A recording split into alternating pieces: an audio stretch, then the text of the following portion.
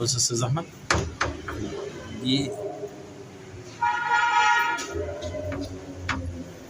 بص الباب ما بيسبق ما بيعملش زي الحلق التاني. تمام. وطبعا بص المفصله اللي فوق. تمام.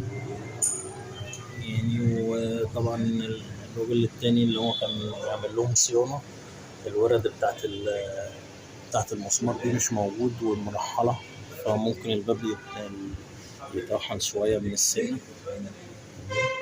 والتثبيت. تمام. طبعا هنخش لك جوه الباب.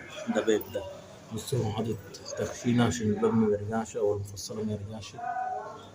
تمام. وده كله احنا عاوزين نظبطوه. حاطط تدعيمه، حاطط لزق اهو سيليكون عشان برضو الباب ما يرجعش براجعته.